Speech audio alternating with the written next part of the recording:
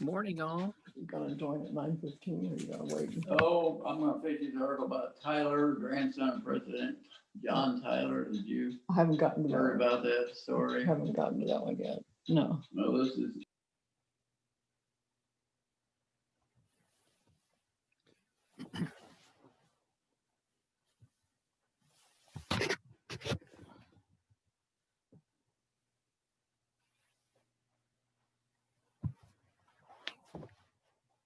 Hi, John. Hi, Lynn. Good morning, Brent. Good morning, Lynn. Morning, Brent. Morning, John. Morning, Sue. Good morning.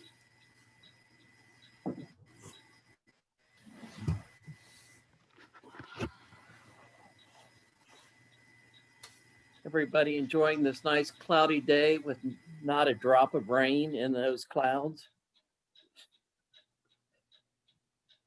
I don't think so. Well, I suppose since in reality it's a cloud on the ground, there's some moisture there probably. Yeah, it was foggy this morning. Yeah, it's still pretty foggy here.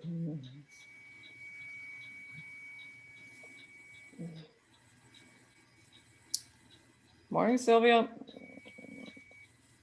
Morning, Sylvia. Good morning, Sue. Hi, Lynn. Hi, who's there, John? Good Yeah. morning. Hi, Brent.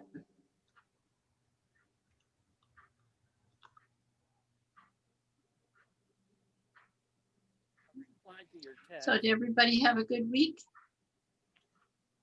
I had a really good week. Yeah. Yes, you did.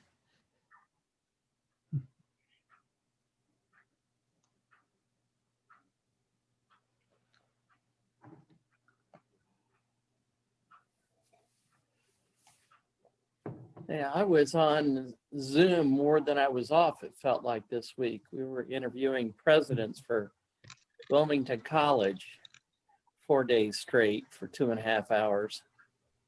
Presidential candidates. I think you just froze, Brent. Am I Yeah. back? Cutting out a little. Am I back? Yes, there you you are. Uh-huh. For now. It said we were interviewing presidents for the college, presidential candidates for Now you've got 4 it again. days. Then they posted Morning, all Dan. the interviews on YouTube so we can rerun them. Huh. Interesting. Accessible only to you, I assume. Yes, they're not public. So I saw all I needed during the actual interviews. I don't need to watch it again. Morning, Dan. And Good morning. Morning, Dan. Hello, hello. How is everyone? Well, I hope. Yes. And how are you? Are you well? I'm well. Getting there? My hair's starting to cast a shadow, Oh, well, but it seems the gray ones were all coming in first, so I don't know. Maybe they'll all be gray.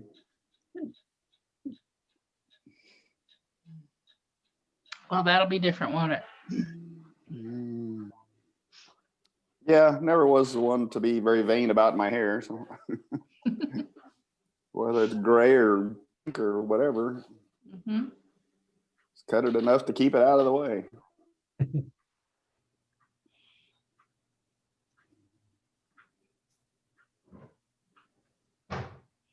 I'm at Quaker Haven, had a board meeting yesterday and it went really well. They have so many good things happening. And the really good news is that in this day and age, when this year passed, that you would have thought they would have been in deep, deep debt because of all the staff they hired, with $50,000 worth of cancellations between March and May, that they'd be in deep trouble.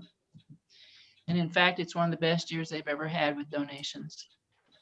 Wow. Typically by this time they have about 100,000. They have 170,000 this year. Wow. Wonderful. It is.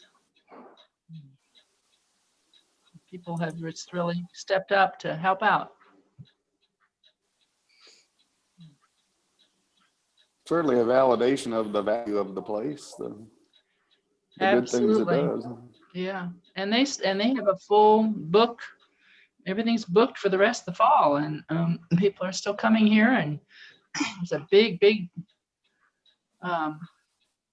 junior high school, that Catholic junior high school, that they're going to bring all their students, 120 or 30 or something, all their junior high students Yeah.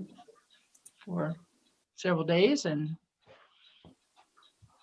it's just amazing that people are paying attention to the opportunities here.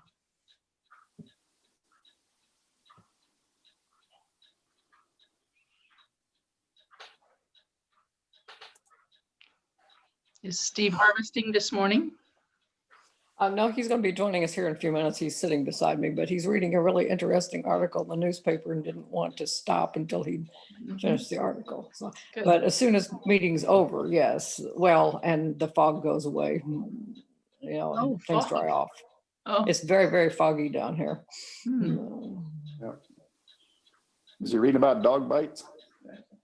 He's reading an article in the paper about the grandson of John Tyler, who's still alive or something like that. Oh, I saw that posted somewhere. No, they harvested till late last night, and then once it dries off, they'll be at it again today. So things are coming along.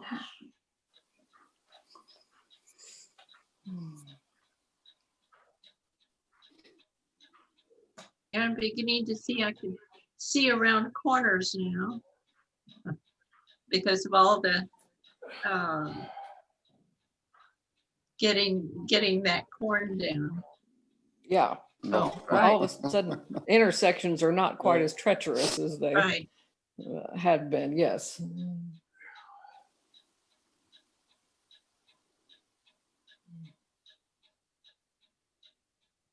On the inside, I've been harvesting in the field next to us. Go out in the golf cart and pick up rocks. Brent, did you say you had selected a candidate? Now, the board meeting's this coming weekend. So Friday and Saturday.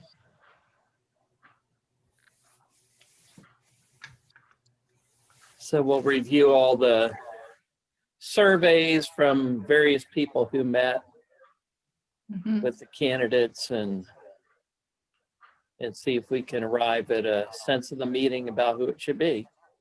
Mhm.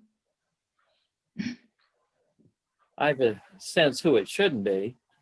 That's a good starting place. We'll see if others have that same sense. Morning, Caroline. Chip shows up since he's the worship leader this morning. Wilmington is looking for a new president. He's been part of, he must be on either the Wilmington board or something. We have a yearly meeting, search committee meeting this evening, so you might keep us in your prayers. It's a good group of people. It's a group that I would have thought was an unusual group of people, but we actually are moving along well, getting along well and all that. So, but we meet via Zoom at 5 o'clock this afternoon. So your thoughts and prayers are appreciated. Oh, Hi, Nancy. Morning, Nancy. Morning, Sue. And Betty.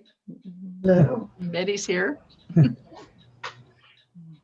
I okay. It's in the back pew. I was looking for another picture to pop up. Yeah, I'm hoping. John and Betty, do you know Caroline from Iowa? No. I just know her from the worship services. I don't know her. I haven't met her before.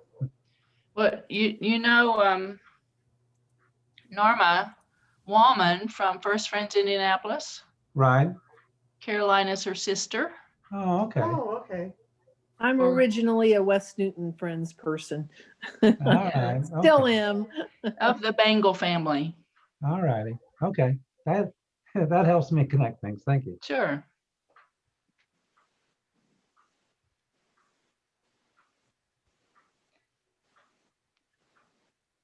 Morning, Norma. Morning, Norma.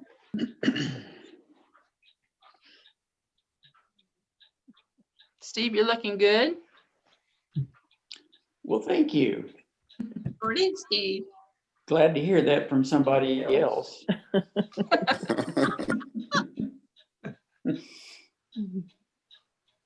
Is that what your magic mirror says every morning? That's right. That's right. Come back tomorrow. You may look better. Oh.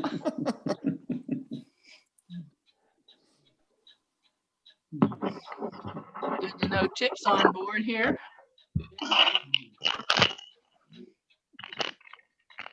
Morning, Chip. Hello, hello. Oh, he switched over.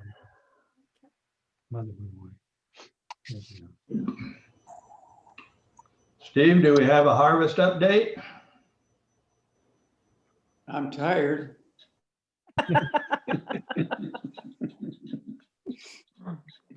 Then you take the rest of the year off? We're at the point that a day of rain would be welcome. Okay. But, Are you supposed to get any rain this week? not very much at all. We're supposed to get some tomorrow. Mhm. So I don't know how much though. Well, they told us we were going to, and then they told us how much, and it was like, well, why bother? 1/10 of an inch, maybe. Way less than that. They said a 1/10 and it showed 0.08. So it's like Mhm. for the max. Well, we already had the harvest moon. I went out and sang. Al, Do your rain dance, Chip? Yes, I did. And sang Shine on Harvest Moon. I'm sorry, I missed that. Good morning, Chris. Hi, Debbie. morning, Chris. Hi, Tucker.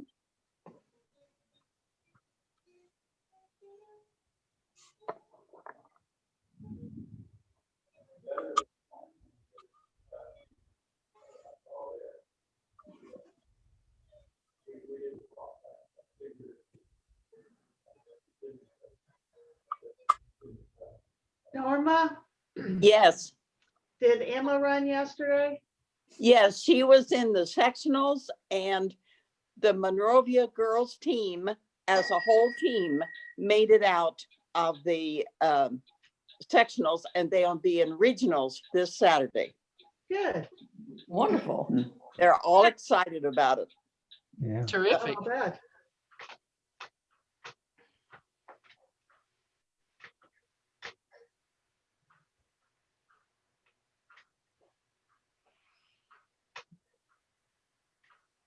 You lost Dave? Just a shadow of it. Oh, no, he just walked away a little bit. He'll be back. Probably Louie was calling. The dog Louie. Okay.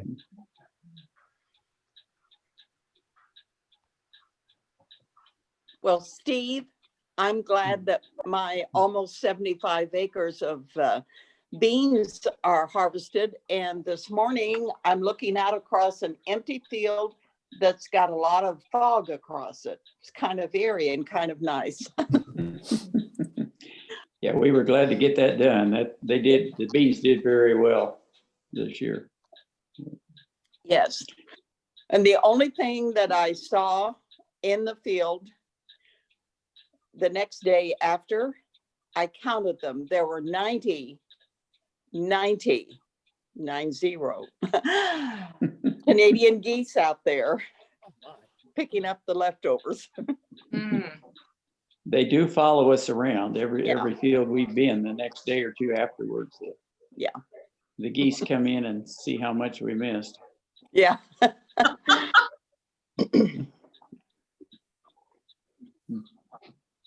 Yeah, the wild turkeys out there gleaning. Either one. That would be either one.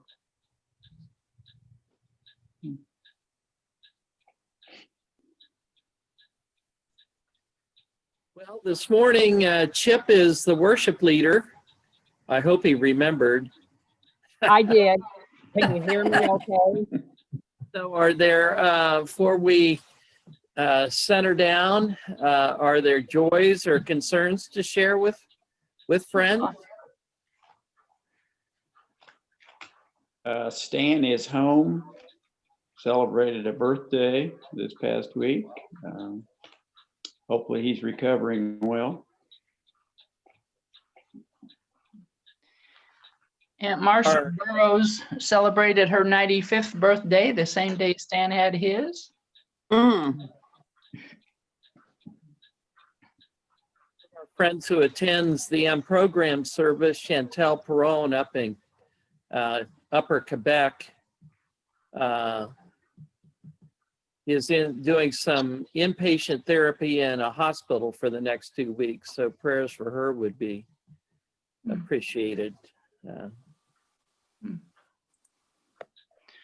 Well, and some of you already know that Dan Bean and I have announced our plans to be married soon. We're looking at the date of December 5th now. We had talked about another date earlier on, but I think it's probably going to happen December 5th, a wedding at West Newton. Ooh. Congratulations. Thank you. Congratulations, yay. Great. On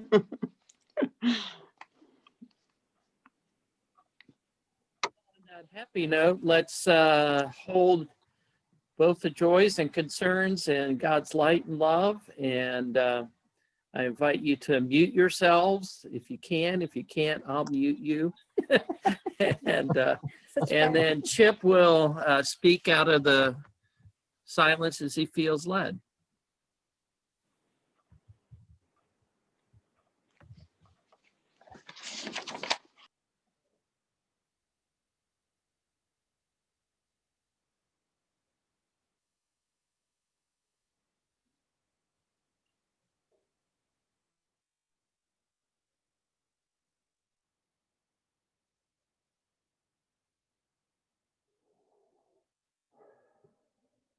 I am truly blessed. I am living in my mother's house that she lived in. It was built in the 50s, and I'm remodeling it. So that's why there's all this mess behind me. It didn't help matters that I'm a collector. I moved back out here in 1999 and built a house behind my mother's on her property so that I could look after my stepfather died. And I was able to also acquire the property right next door that belonged to my uncle and aunt. And that's where my son Brandon and his wife Keisha and grandson Drake live. Troy lives in the house behind me. And we're on 5 acres and here in lovely Mars Hill, and they refer to this as the compound. I seriously thought about changing my message last Friday after 3 police cars pulled out of the driveway, followed by a tow truck pulling a fugitive's car. But I will save that for another time. Instead, I'm going to talk about something that I'm just learning about: forgiveness. It is a Pierson trait not to forgive. 2 things I've learned from my dad: a long Pierson goodbye. And for those of you who don't understand that, is when I go to visit my cousins Brent and Nancy, I'll tell them goodbye in the living room. And then Nancy and I go to the kitchen and we talk and we say goodbye again. And then we move to their enclosed porch and we talk and say goodbye again. And we move to the car and say goodbye again. And as Brent would say, we wave at each other until we can no longer see each other.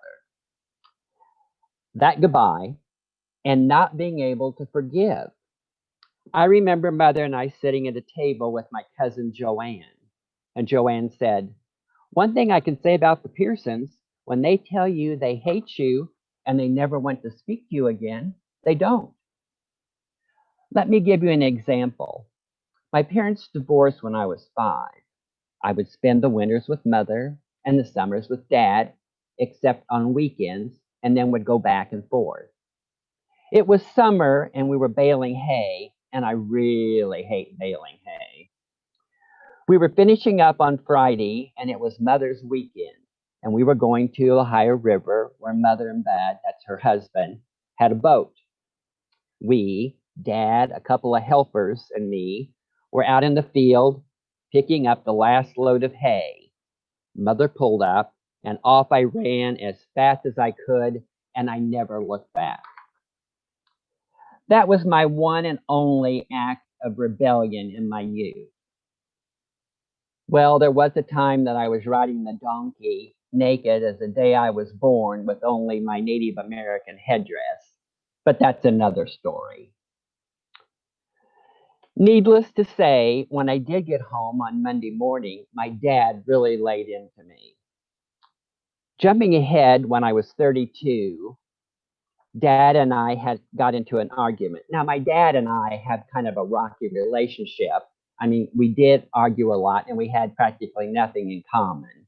So an argument wasn't out of the ordinary. Anyway, and he brought up the fact that when I went off to the river with my mother when I was 15 years old, and he never forgave me for it. And then once again, when he was retiring and having his big farm sale, he brought it up again. When my dad's health started to fail, instead of hiring a nurse, I would go over and attend to his personal care and visit with him. When he got really bad and had to go into hospice, I would go visit him daily and we would talk. Most of the time, he thought I was somebody else. I would ask him who he was, and he would say, Charles H. Pierson. And then I would ask him if he knew who I was, and he would say, Jean Paul or Laddie. Those are cousins of mine. And I would say, no, this is your son, Chip. Now, one of the last times I was there, I told him who I was, and he said, Chip Pierson, how have you been? I haven't seen you for ages. We visited a while, and he said, you know, when you were 15 years old, you ran off to the river with your mother, and I have never forgiven you for that. So you see, it comes pretty natural for me to hold a grudge and not forgive. In fact, if you are mean to me or a member of my family or a friend, I just write you off, and you are out of the circle and can never get back in. I worked for the state for 38 years. I was a public affairs officer. I designed Department of Revenue trust forms, made training films and public service announcements, and designed brochures for the department. I loved my job, and I looked forward to going to work each day. The winds of politics changed, and as a result, I was on the chopping block, as well as many of my coworkers. It had nothing to do with our work or our evaluation, only the negative perception of our lifestyles. When I was fired, I was made to feel uneducated and not worthy of my position, while my supervisor laughed. I saw myself stabbing her with my pen while the music from the film Psycho played in my head. The bitterness caused me to lay awake at night and think about committing murder. And murderous thoughts weren't just confined to my employers. They included several family members, by marriage, family members. Decades of mental and physical abuse had infected me. Cinderella and I had a lot in common. Now, in film terms, that would be a flashback. And being a film buff, I see my life that way. So, bringing things last month, I was sitting on Mother's front porch having a glass of wine and watching all the birds and animals eat. I have a feeding station right by the front porch, and the deer and the raccoon and the rabbits and the squirrels visit daily, along with bees and butterflies. I was watching the wind blow through the flowers, and I thought, I'm really in a good place. And I really am in a good place. I have Brandon and Keisha and Drake here on the compound, along with Troy, my best friend. Why am I still bitter and holding grudges against these people? They are out of my life, and I need to let go. But how? Suddenly, there appeared before me a great light, and it was Elizabeth Taylor. Oh, wait, it wasn't Elizabeth Taylor. Actually, it was my friend Troy, and he suggested I do my message on forgiveness. It might help me as well as others. It was then that I decided to do a message on forgiveness, something I knew nothing about. I turned to the Bible for guidance. Here are a few things that stood out to me. Forgiveness is hard, but is pretty clear in Matthew 6:14 through 15, the Lord's Prayer, that if we are unwilling to forgive others, we have no reason to expect that God will forgive us. Jesus forgave others as he died on the cross. St. Stephen forgave others as he was being stoned. How can I expect God to forgive me if I can't forgive others? I'm just beginning my journey on forgiveness. Like I said, I don't know really much about it. I am so blessed. I have everything that I could want except my mother. But and I'm hoping maybe some of you have ideas that maybe can help me with my journey on getting centered and forgiving other people. As we go into our quiet time, I would like each of us to say to himself or herself, I can't change the past, but I can deal with it so it doesn't ruin today or tomorrow. I don't want to let the bitterness and anger of unforgiveness become a cancer.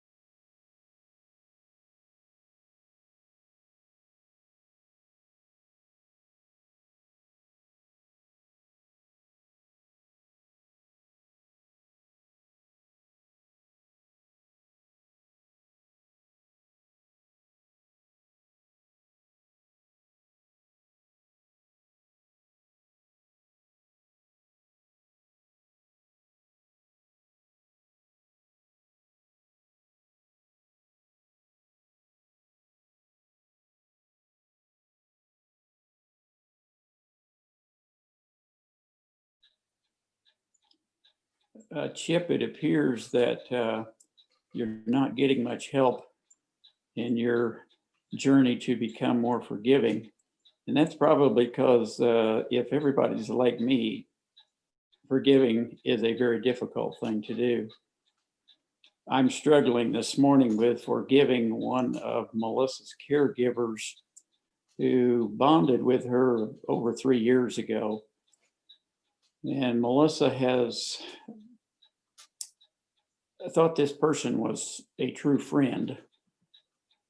And it has finally become evident to her within the last couple of weeks that this person was simply taking advantage of her.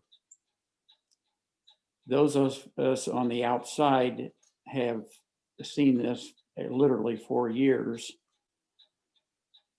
Melissa, as many of you know, is totally dependent on other people to get her up, to bathe her, to dress her, to feed her. And she thought this person who did some of these things, not very well, but did some of these things, was a true friend. And it's been very, very difficult to watch this person take advantage of Melissa literally for years.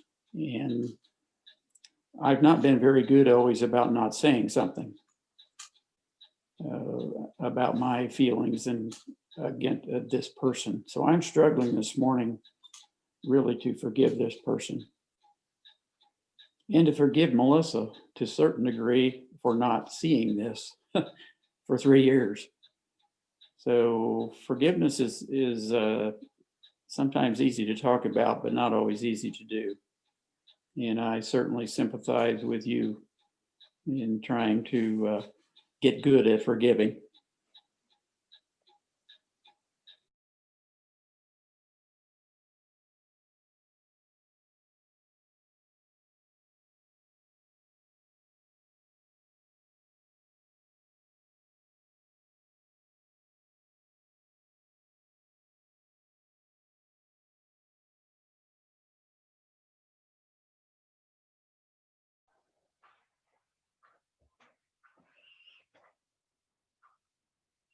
I don't know whether it's easier to be the forgiver or the forgivee. Sometimes we find ourselves in positions where we have to be both to make things better. We have to recognize that. And so one of the hardest parts of forgiveness is putting ourselves in that vulnerable place where we either have to recognize how we hurt someone or how they hurt us.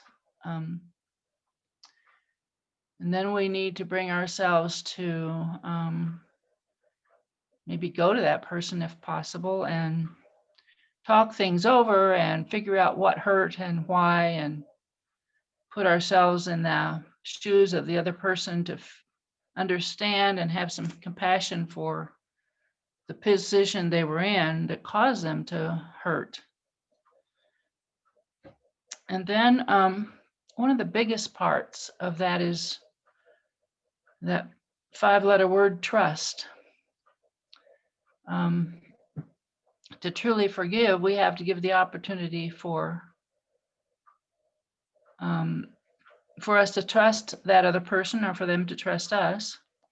I remember as a school principal and having children who'd hurt somebody or had a fight or whatever, we'd have this conversation about, well, what do you want this person to think of you afterwards? Do you want them to be your friend? And if so, what do you have to do about it? How do you make that happen? And I was amazed sometimes at what real young children could come up with. They said, I have to apologize. And I said, do you want me to go with you for that? And sometimes they did, and sometimes they said, no, I can do it myself. And it's not hard, it's not easy for any of us, but I think the younger we get started, the better. And we have to also trust that we have to look for the best to happen. And if it doesn't, we have to still trust. Didn't Jesus say not just 7 times, but 70 times 7? We have to keep trusting that they're going to do the right thing, or that we're going to do the right thing, and things will get better with God's grace.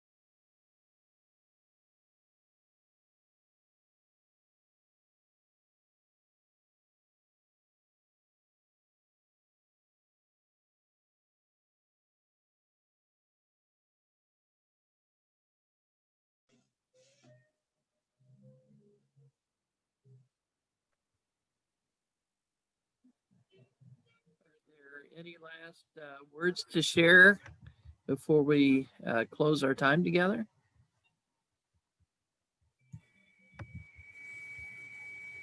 I think sometimes my forgiveness is also tied in with what my previous expectations of other people's behavior. We're all walking each other home, as they say. And God is working on all of us, but in different areas.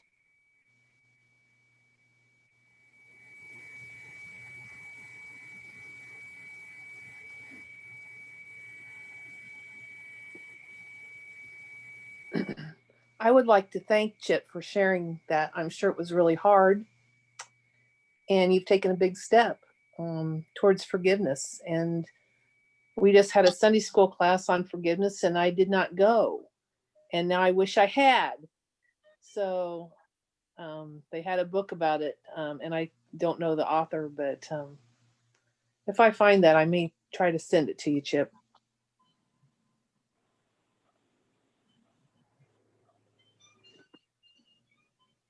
I suspect we're all on that same journey. And forgiveness is, it doesn't matter what someone's done. In some eyes, the incident might be minuscule. Why are we concerned about it? And in other people's eyes, it might be of great magnitude. But at the core of it is hurt. And I don't know if many of you remember Aldine Pitts, but one of the sermons that he gave that always stuck with me is that we need to forgive because at any given time, people are doing the best that they can do. And when somebody's hurting us, you're thinking, well, that's not doing the best that they can do. And then when you look inwardly and say, well, but I'm not being understanding or tolerant or whatever the situation would require, I'm not doing the very best I can do. So at any given time, if we are indeed doing the best we can do, that means that we're all frail, we're all fraught with making bad decisions, whether they tiny bad decisions or really big bad decisions. But at the end of the day,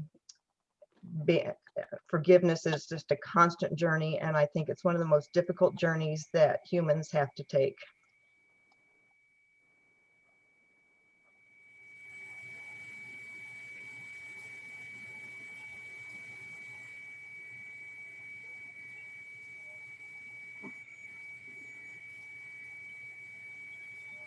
You all for being here today, and Chip for your words and the others who shared. I don't know about you all, but it felt like a truly gathered Quaker meeting today, even if it was on Zoom. So God bless us, everyone, and help us to live lives of forgiveness and accept forgiveness. Thank you, everybody. Thank you, All right. Chip. Thank you, Chad. It's good to see everyone.